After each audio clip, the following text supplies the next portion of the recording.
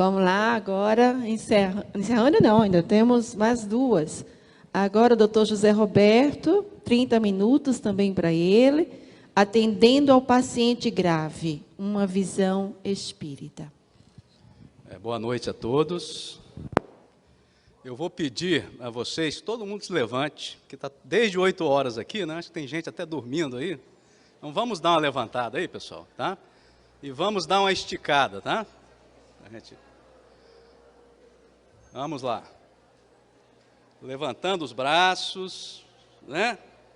Esticando para o lado direito, lado esquerdo, de novo voltando. Isso aí, nesse movimento. Agora cada um dê um abraço no companheiro do lado, certo? Isso aí.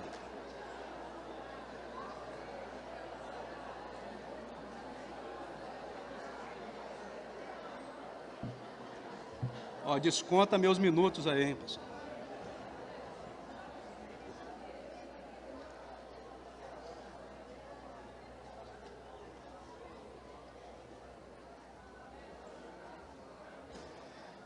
Um abraço do Espírito Santo para vocês. Não do Santo Espírito, tá? É do estado do Espírito Santo, tá? Os capixabas. Nós vamos falar de paciente grave na visão espírita. Não vamos falar de doença. Tá? Aproveitando a mesa, que é sobre a terceira idade, hoje, na maioria dos hospitais brasileiros, né, o número de internações de paciente acima de 60 anos, que é o paciente idoso no Brasil, é a maioria. É a grande maioria dos pacientes que estão internados nas unidades de terapia intensiva e nas enfermarias dos hospitais. Então, a gente vai também abordar a questão, né, do atendimento não técnico, mas numa visão espírita, numa visão ética, desses desafios que a gente tem com essa população. Me falaram que em Maceió isso aqui não ocorre, não é isso? Que o atendimento de urgência aqui é uma maravilha.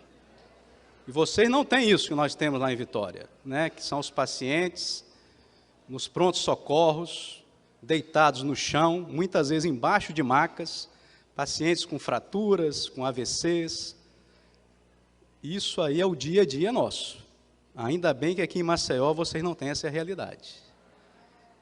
E isso aí, essa realidade, ela é decorrente de problema político, é decorrente de um problema social, de falta de verbas. Vocês acham que esse é o problema? Sim, uma parte do problema. E se todos nós vivenciássemos realmente uma vivência espírita, se toda a população tivesse os conhecimentos da doutrina espírita e a praticassem no seu dia a dia, nós teríamos isso aí? Não. Por quê? Então vamos lá, né, definir bem as coisas, né? Por que os prontos-socorros estão assim? Então é pacientes jovens, vítimas de acidente de moto, pacientes alcoolizados, vítimas de acidentes automobilísticos, pacientes com acidentes vasculares cerebrais que não tiveram o seu tratamento adequado, não tiveram hábitos de vida adequados, e isso faz tudo isso acontecer. Então é isso que nós vamos tentar falar, principalmente no poente da vida, os desafios que nos são lançados. E é importante a gente falar sobre ética, né, que isso aí é o cerne da questão, tá, os desafios que a gente tem. Quando a gente está inserido num modelo, num paradigma materialista ainda, que predomina na nossa sociedade, onde já foi muito falado aqui, sobre a valorização do ter, sobre a valorização de uma beleza física, de um corpo perfeito, onde se esquece a realidade do espírito, a importância do envelhecimento, a importância até da doença como um fator educativo, onde o indivíduo que, acometido de um acidente ou de uma doença grave, ele não tem bases de enfrentamento. E aí ele procura o quê? A morte, através da eutanásia, suicídio assistido. É isso que nós estamos vivenciando no nosso dia a dia, inclusive nos hospitais brasileiros. Então, nós temos, vou falar um pouquinho sobre princípios de bioética, né, a bioética anglo-saxã, que é que predomina, né, na nossa literatura, e tentar correlacionar isso com a vivência e qual a importância disso para o médico, para o paciente, para a família e para a sociedade. Então, os 4 princípios da bioética: não maleficência, beneficência, autonomia e justiça. Primeiro, não maleficência. É claro que você não vai pensar que nenhum médico possa fazer o mal para alguém. Tá? Então, Hipócrates já falava, né? Usarei meu poder para ajudar os doentes com o melhor de minha habilidade e julgamento. Abstar-me-ei de causar danos ou de enganar a qualquer homem com ele. Mas pode acontecer um dano a um paciente, por um médico, por um profissional de saúde? Sim. Imagine alguém com um transtorno histérico que chega numa emergência às 4 horas da manhã. E o médico já está lá cansado, atendeu, né, vários pacientes, está atendendo, ele é chamado para atender aquele paciente que chega. E ele entende que aquilo ali não é uma urgência. E qual o tratamento que ele dá, muitas vezes? Dá um castigo para o paciente, por tê-lo tomado o seu tempo. E administra-lhe uma injeção de água destilada para causar dor. Isso ocorre? Infelizmente, ocorre nas nossas emergências. E muitas vezes é dito pelos próprios médicos que fizeram isso. Então é preciso ter uma base diferenciada, um olhar diferenciado para esse ser que chega até nós. E principalmente nas emergências. A beneficência não é o objetivo, é obrigação do médico. Então, fazer o bem, querer o bem do paciente, lutar por esse bem, que significa proteger a sua vida, aliviar ou evitar o sofrimento, é uma obrigação moral de agir de todo profissional de saúde. Vai além da não maleficência. E o respeito à pessoa ou autonomia. Hoje isso vem sendo evidenciado muito, né, principalmente nos países ocidentais, a questão da autonomia do paciente. Você hoje, quer dizer, realmente foi um ganho muito grande para os pacientes, que antigamente os médicos, eles tomavam atitudes, inclusive de cirurgias, que não eram urgentes, sem consultar muitas vezes a família ou o paciente. Hoje você não pode fazer nenhum ato, né, que vai interferir no corpo físico do paciente sem consultá-lo. E se ele não tiver consciente, você tem que consultar a família. Isso é uma coisa importante. Se chama consentimento informado. Mas isso ampliou de tal maneira que a autonomia, ela tornou-se mais importante, muitas vezes, do que a própria beneficência, do que o bem, quando a gente fala em preservar a vida e aliviar sofrimento. Na sociedade utilitarista que a gente vive ainda, onde predomina, né, esse conceito do ter, a autonomia é muito valorizada. Tanto que nos países europeus, nos Estados Unidos, nós temos o testamento vital, que dá à pessoa em vida a sua escolha para, diante de situações, por exemplo, de coma, de precisar de ser entubada em ventilação mecânica, ela deixar por escrito que ela não deseja aquela situação. E isso é respeitado pelos médicos e pela justiça. E isso está vindo para o Brasil. Então é importante a gente discutir isso em nosso meio também. E a questão da justiça. todos têm direitos iguais. O SUS, na teoria, é muito bonito, né? Mas, infelizmente, não funciona plenamente. E vocês aqui, até no Nordeste, tiveram um exemplo disso, né? Um hospital que foi inaugurado, acho que no interior do Ceará, em que se pagou, né, 600 mil para uma cantora se apresentar para a inauguração do hospital.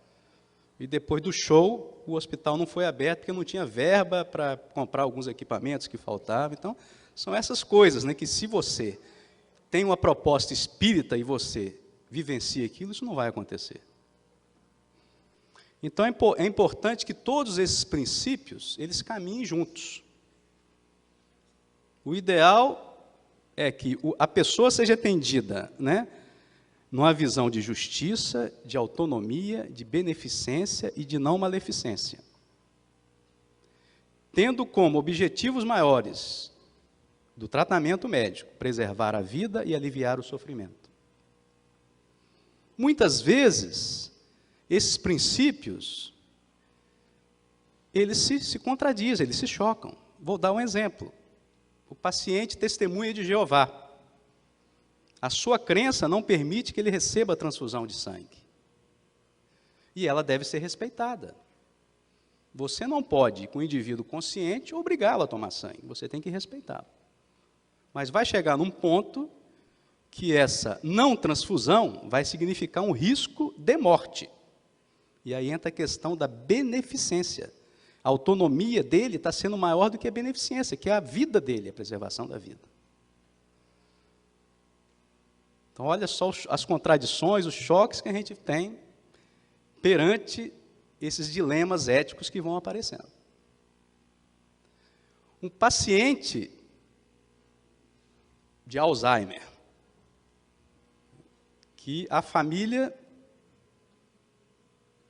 não quer que se invista, se ele tiver algum problema mais sério, se ele precisar ir para a UTI e precisar de uma ventilação mecânica. O que faz? Olha só o médico como é que está complicado nisso aí. Já aconteceu comigo, eu de plantão, assumi um plantão e o colega havia trazido a mãe com Alzheimer e falou, ó, primeiro ele não devia ter trazido para a UTI, né, porque ele não queria que fizesse nada, mas é o que ele trouxe para a UTI. Com a infecção de vias aéreas, uma pneumonia, podendo evoluir para uma insuficiência respiratória, tinha indicação realmente de ir para a UTI, ele trouxe, mas falou, ó, não entube. Eu peguei o plantão, de madrugada eu entubei, porque ela evoluiu para uma insuficiência respiratória.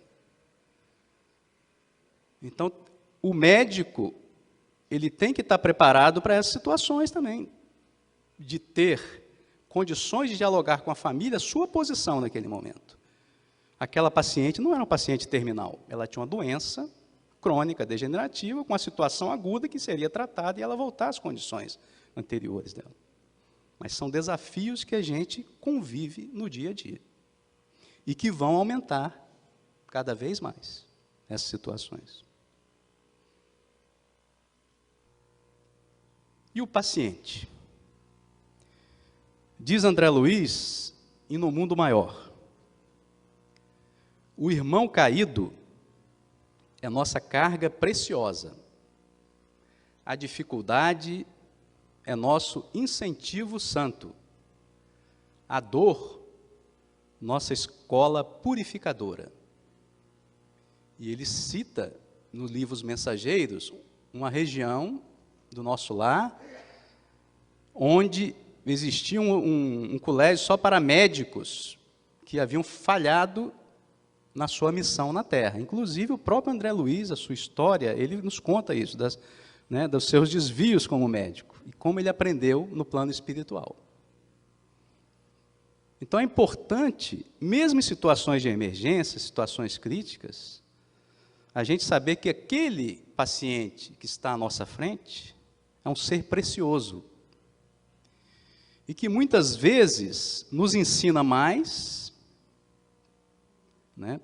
É um ensinamento para a gente, esses desafios. Então, não podemos correr desses desafios. Devemos enfrentá-los, mas sabendo que a vida ela tem um sentido E temos que passar isso para os pacientes e seus familiares. E o espírita médico? A gente fala muito médico espírita, né? Mas devíamos falar espírita médico. O Dr. Roberto Lúcio, no livro Deus e a Ciência, ele nos fala que a condição de ser espírita antecede a escolha profissional, que é apenas uma contingência encarnatória. Dessa forma, o ser espírita determina a postura ampla da criatura no mundo, inclusive a sua atitude diante da profissão. Então, é muito mais importante, eu hoje,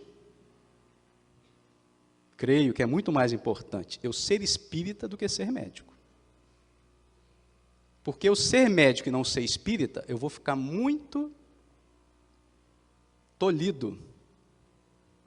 Agora, ser espírita me dá uma visão do todo, uma visão integral. E isso me ajuda muito em ser médico. Apesar da gente sofrer bullying, né, nos hospitais, por ser espírita, a gente tem que enfrentar isso, pessoal. A gente tem que tirar a nossa máscara e nos apresentarmos como espíritas, espíritas médicos. E através das nossas ações, que devem ser positivas, de exemplo, a gente tentar mudar esse paradigma. E é isso o trabalho que a Associação Médico Espírita Brasileira, e através das suas AMES, vem tentando fazer. Trabalhos de formiguinha. E o paciente em coma?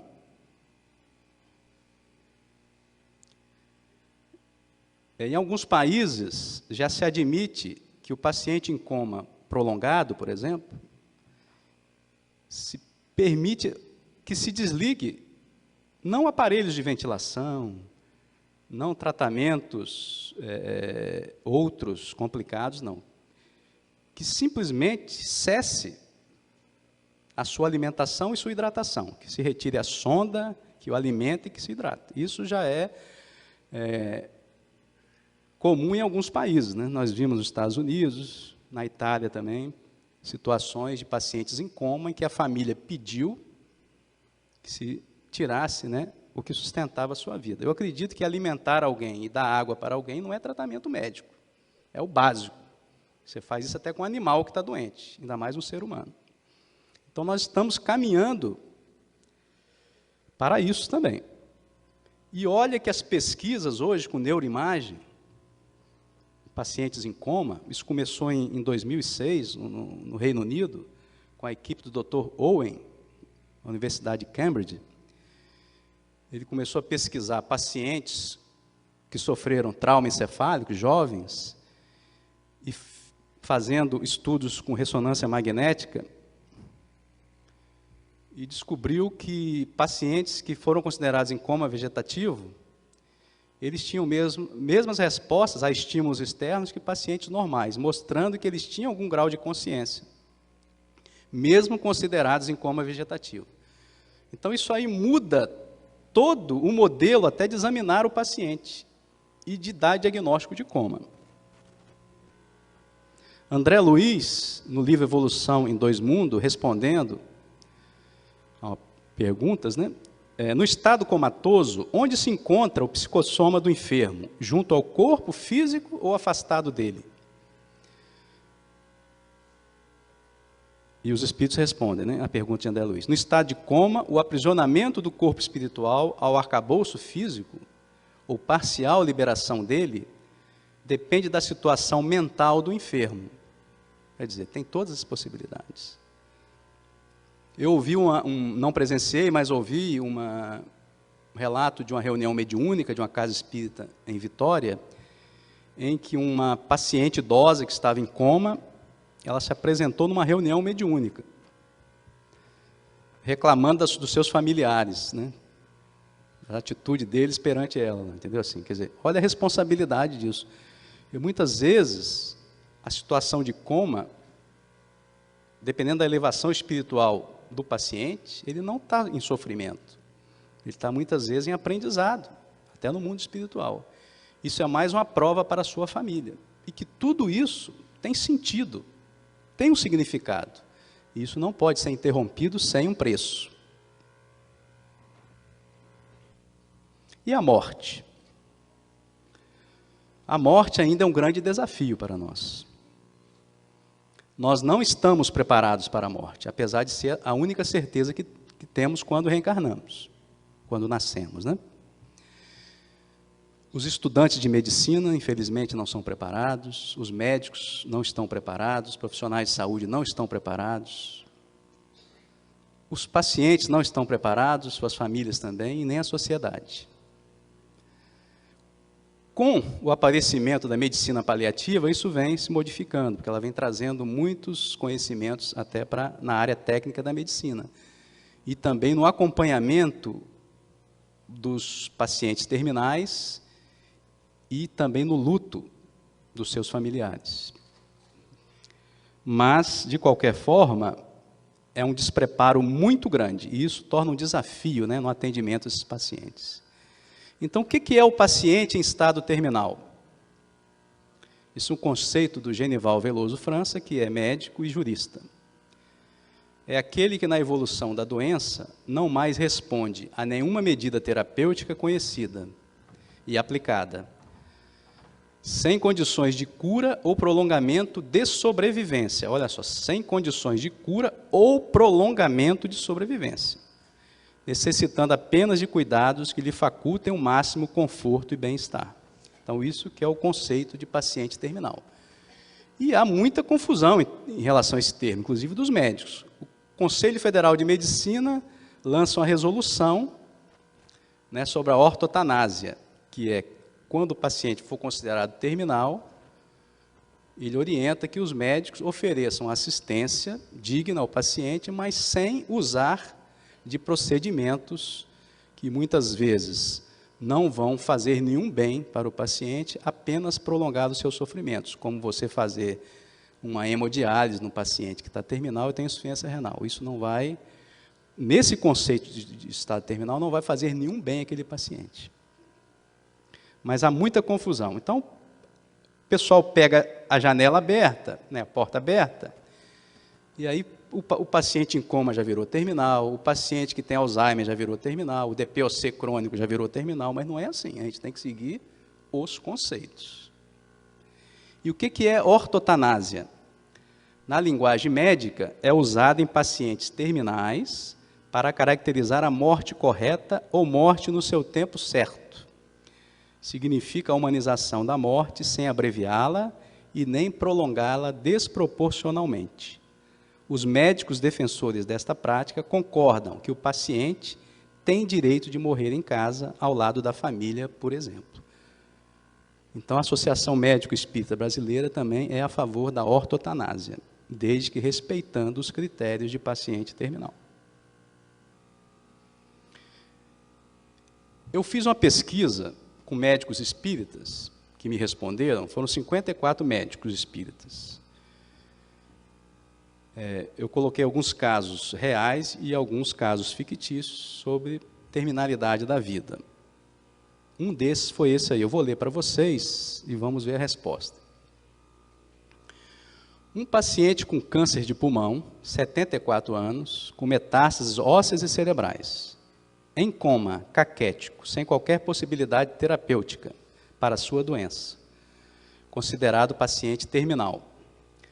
A quimioterapia já não produz resultados, pelo contrário, só provoca efeitos colaterais indesejáveis. Está internado no hospital, onde atualmente recebe cuidados gerais, nutrição, medicação sintomática.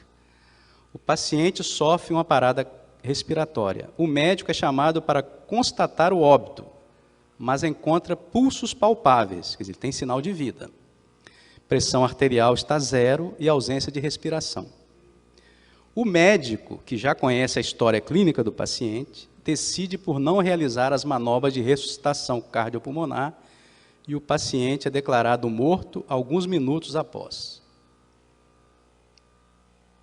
Quem acha que o médico está certo, levanta a mão. Poxa, pesquisa com os médicos. Você acha que o médico deveria fazer as manobras de ressuscitação cardiopulmonar, massagem cardíaca, drogas, intubação traqueal e ventilação mecânica? Não, 78%. Sim, 22%. Isso é um paciente terminalíssimo. Tá? Na minha opinião, tá? Mas isso, você vê que entre os médicos espíritas há controvérsias. Tá? Mas isso aí é uma distanásia. Você entubar esse paciente para não ter, muitas vezes, aumentar 1 minuto da sua vida, alguma coisa, para tentar segurar uma vida que está indo, né, de uma forma mais natural possível, que é a sua doença que provocou isso. Tá? Então, veja os conflitos que a gente tem, mesmo o médico espírita com todo o seu entendimento. Essa pesquisa está publicada na revista Saúde e Espiritualidade, número 8 da AME Brasil, no artigo sobre eutanásia. Isso aqui é um artigo médico que dá dicas de comunicação em situações de fim da vida, né, para o médico. Então, certifique-se de ter um local tranquilo para comunicar com o paciente, sua família. Dê um tempo adequado para essa interação, envolva toda a família na comunicação, fale sempre de uma posição sentada, avalie a compreensão do paciente, as questões sociais, culturais, aceitar e lidar com as emoções dos pacientes e seus entes queridos, eduque o paciente e a família sobre o estado da doença, informe sobre as questões culturais, principalmente religiosas, que envolvam a família e o paciente, demonstre uma escuta reflexiva, não mostre pressa, expresse empatia, divulgue todos os benefícios e os riscos do tratamento, bem como a terapia alternativa, fale objetivamente, de uma forma baseada em evidências, sugira todos os recursos apropriados para o paciente e sua família, incluindo o tratamento psiquiátrico, apoio pastoral e os serviços sociais. Eu botei aí, dei um destaque, porque ele fala, identificar e discutir as diretivas antecipadas. O que são diretivas antecipadas? Testamento vital. É o que o Conselho Federal promulgou uma resolução agora sobre diretivas antecipadas, que o paciente, ele estiver consciente, ele pode ou escrever um documento, colocando, isso ele fala também paciente terminal, a resolução, tá? Colocando o seu desejo de não receber, por exemplo, um aparelho de ventilação mecânica ou ser entubado, se ele for internado na UTI. E a gente escuta muito, até colegas médicos, né, falar o seguinte, poxa, eu realmente, estiver numa situação de ficar em coma, eu também assino esse documento. Porque eu vejo tanto sofrimento aqui. A minha opinião é que isso é uma coisa egoísta. Tá? É uma falta de fé, quando a pessoa fala isso. Porque, primeiro, ela está projetando, né, que isso vai acontecer com ela. Isso é uma falta de fé na previdência divina. Né? Por que não valorizar, né, a nossa vida e buscar uma modificação interna para que, em qualquer situação, né, que a gente seja cometido no futuro, a gente tenha condições de vivenciá-la de uma maneira mais digna. E não pensar numa situação já prevendo. Né? Isso é falta realmente de fé, de perspectiva na vida. Não é isso? Então, esse item eu não concordo. Estabelecer metas para o paciente e desenvolver um planejamento. Vamos lá. Acho que eu passei a mais aqui. Então, é importante a questão da espiritualidade, mesmo em pacientes críticos, né, pacientes graves. A doutora Cristina Pruhalski, que é uma médica oncologista americana, ela que é líder aí na questão de espiritualidade em pacientes oncológicos, ela tem um questionário que se chama FICA, onde ela aborda a questão da fé do paciente, a sua importância na sua vida, se ele frequenta comunidades religiosas e a forma como ele quer ser abordado em relação a isso. E lembrar do Harold Kennedy, no livro Espiritualidade no Cuidado com o Paciente, quando ele fala: negligenciar a dimensão espiritual é como ignorar o aspecto social ou psicológico do paciente e resulta em falha ao tratar a pessoa integralmente. Então, em qualquer situação, até num pronto-socorro, se você tiver tempo, você procure conhecer essa realidade espiritual do paciente, né? E principalmente no paciente com doenças degenerativas crônicas. Eu só tenho 1 minuto. 95% dos americanos creem em alguma força superior e 93% gostaria que seus médicos abordassem essas questões se ficassem gravemente enfermos. O bem-estar espiritual parece estar associado a menores índices de depressão, ideação suicida, desejo de morte e desesperança em pacientes terminais. Está publicado no Lancet, 2003. E um exemplo, né, que eu sempre cito e que gosto até de passar para alguns pacientes, é o do Tony Judith, que é um historiador inglês, desencarnou já em 2010. Aí tem uma foto dele à direita, né, 6 anos antes.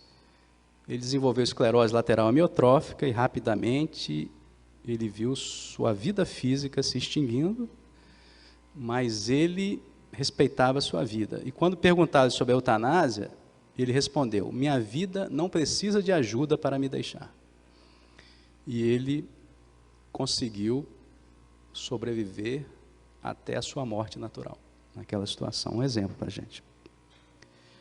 E falar da medicina paliativa, que eu acho que é uma medicina integral, que tem relação com a vivência espírita. Aí uma foto da doutora Maria Goretti, do Hospital do Servidor Público de São Paulo, que é uma das pioneiras da medicina paliativa no Brasil, uma pessoa totalmente amorosa, espiritualizada. Então a gente deve entender que há um momento em que a medicina deve entender que seu papel não é mais vencer a doença ou a morte, mas aliviar o sofrimento, limitar o mal e acalmar a dor. Resta ainda a medicina integral, sua mais nobre função, que é consolar. A todos que sofrem, estão sós, dai sempre um sorriso de alegria. Não lhes proporciones apenas os vossos cuidados, mas também o vosso coração. Muito obrigado.